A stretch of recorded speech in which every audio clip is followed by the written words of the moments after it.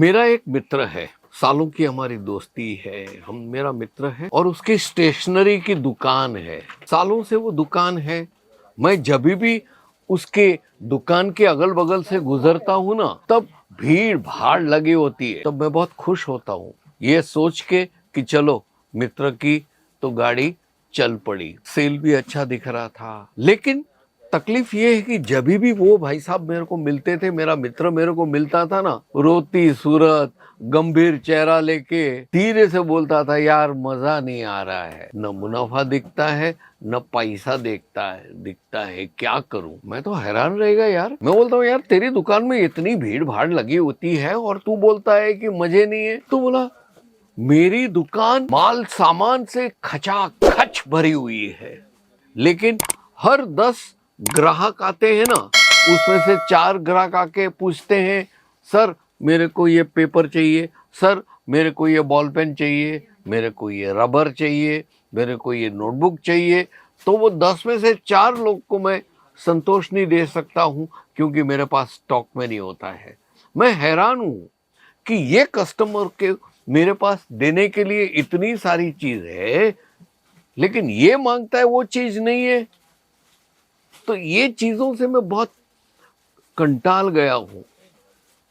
और ये जो मैंने माल सामान जमा करके रखा है ना, वो यूं कहो तो लाखों रुपए का माल मेरे दुकान में पड़ा हुआ है, लेकिन जो कस्टमर को चाहिए वो मेरे पास है ही नहीं।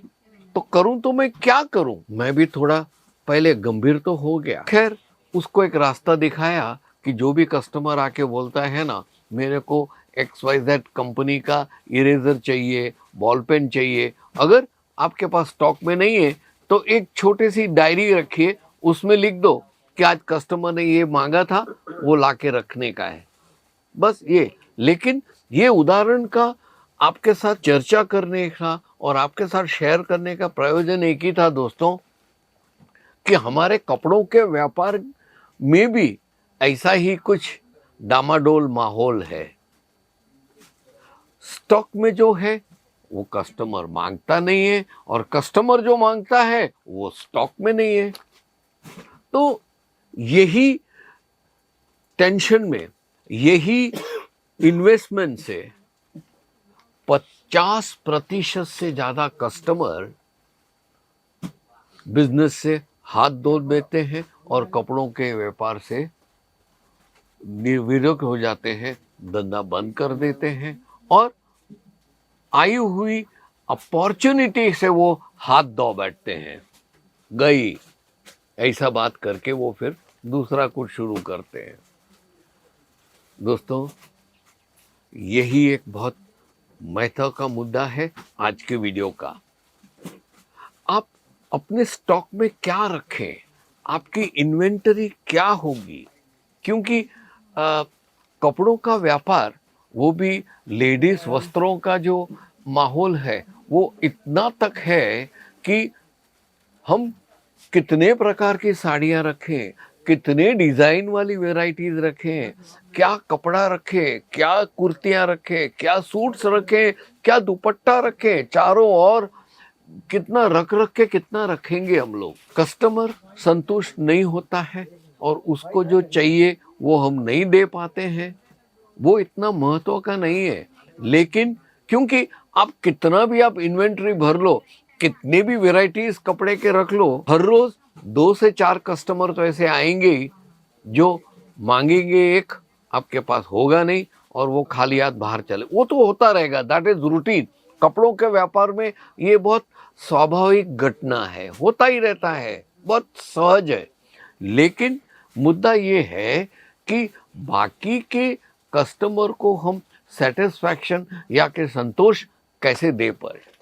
मित्रों, अगर आपको स्टॉक में क्या रखना है, इन्वेंटरी कैसे करनी है, और किस प्रकार से आपको अपने कस्टमर के लिए हर चीज उपलब्ध है, ये जो आपको गतिविधियां और ये जो आपको आइडिया आ गया, और ये विषय पे आपने अगर मास्टरी ले ली, मानो 75% आपका बिजनेस कामयाब हो गया। ये इतना सेंसिटिव और जिसको कहते हैं ना कि नाजुक विषय है, बहुत महत्व है, इसका उपाय क्या है पूछोगे ना? मेरे को मालूम है कि आप सीधा ही पूछेगा हाँ ठीक है यार, ये तो समझ लिया कि ये साला बहुत सेंसिटिव चीज है, लेकिन इसका सॉल्यूशन, सुझाव क्या है, रास्ता कैसे निकालें? दोस्तों, मैं अभी चंद मुद्दे आपको देता हूं ये विषय पे, आप नोट करके रखिए। पहले तो ये कॉम्पिटिटिव मार्केट जो हमारा है, और हर शहर में, हर गांव में, हर चौराहे पे कपड़ों की इतनी दुकानें हो गई है और इतनी वैरायटीज है। एक स्पेशलिस्ट है जेंट्स के सूटिंग शर्टिंग में, दूसरा मास्टर है किड्स वियर में, तीसरा इनर गारमेंट में, चौथा साड़ी में, पांचवा देखो तो सिर्फ और सिर्फ पीसेस में, पेटीकोट का हो, ब्लाउज का हो, फॉल हो, अस्तर हो, इसका। तो कोई भी एक विषय में आपने अगर माहिर हो गए कि चलो मेरे एरिया में लेडीज से ज्यादा जेंट्स की दुकान ज्यादा चलती है, तो अभी जेंट्स की दुकान में आप कौन से प्रकार का कपड़ा रखोगे? सूटिंग का जो कपड़ा है उसमें पैंट का कौन सा कपड़ा, और शर्टिंग के लिए कौन सा, ये आप रखोगे।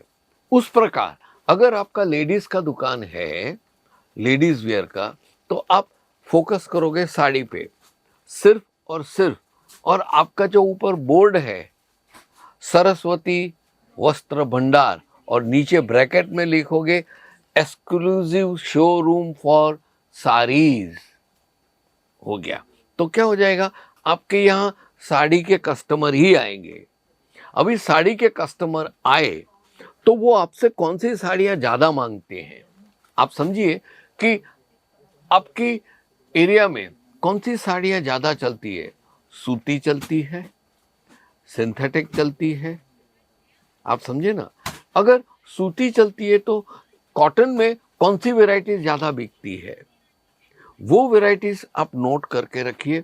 और आपने अपने कॉम्पिटिटर की दुकान पे, अपनी दुकान में आपने ये जरूर गौर फरमाया होगा कि इतनी सारी साड़ियों में लेडीज लोग जो कॉटन की साड़ी ले जाते हैं ना, तो वो चुनी हुई एक वैरायटी है उस पे ही ज्यादा फोकस करते हैं, ध्यान अपना केंद्रित करते हैं। मतलब आपको ये वैरायटीज आपके स्टॉक में ज्यादा रखनी है। बात यही है ना, आप कुल मिला के 50 से 60 लाख रुपए का माल लेके बैठे हो, तो वो फटाफट बिकना मांगता है ना, तो कि वो बैंक का जो हमारा कर्जा है वो फटाफट चुकाते रहे और नया माल हम केसरिया टेक्सटाइल कंपनी सूरत जाके परचेस कर ले। यही रोल घुमाने का है अपने को, और कुछ नहीं करने का है। लेकिन आपकी दुकान में कौन सा स्टॉक रखे, इसके लिए आपको चौकन्ना रहे पड़ेगा अपनी दिमाग से, नजर से, और कस्टमर से बात करते आप वार्तालाप करोगे, तब आपको बिटवीन द लाइन का अर्थ समझिए। वो कहना क्या चाहते हैं कि वो महिला है, या तो वो जो पुरुष अपने महिला के साथ आए हैं वो कौन सी साड़ी ज्यादा पसंद कर रहे हैं, उसके बारे में क्या बोल रहे हैं, क्या वो केसरिया की ज्यादा साड़ियां मांग रहे हैं। बस ये चीज आप नोट करके रखिए, और जब नया स्टॉक परचेस करने जाओ तब यही चीज जो आपने 20-25 पॉइंट नोट किए हैं उसके इर्द गिर्द की परचेजिंग कीजिए। ये आपको बहुत फायदा दिलाएगा, ये हमेशा ध्यान रहे। तो दोस्तों, आज हमने जो इन्वेंट्री की बात की ना, उसमें आप वैविध्य रखो, अलग अलग किस्म की साड़ियां रखो और टेस्ट करो। आपने सपोजिंग कॉटन में अब तक माहिर हो गए हो और कॉटन की साड़ियां बिकती है, अभी धीरे धीरे कस्टमर का टेस्ट बदलने की रिस्पॉन्सिबिलिटी आप लो। आप थोड़ी ऐसी, मेरे पास जो ये रैपियर जैकार्ड मशीन की बनी हुई सिल्क की साड़ियां जो अलग अलग कलर में अलग अलग वेराइटीज पड़ी है ना, ऐसी चुनी हुई 10-12 साड़ियां लेके आइए और कस्टमर को प्रॉम्प्ट कीजिए कि वो साड़ी परचेज करने की कोशिश करे। मित्रों, आज मैंने एक उम्दा उदाहरण के साथ वीडियो शुरू किया था और आपको ये मार्गदर्शन देने की कोशिश की और आपको ये समझाने की कोशिश की कि आप इन्वेंटरी मतलब स्टॉकिंग में कैसे आप महारथी बने। मित्रों, ये बहुत सेंसिटिव विषय है, मैंने बोल दिया, आपने सुन लिया, समझ लिया और उस पर काम किया, इससे नतीजा नहीं आएगा।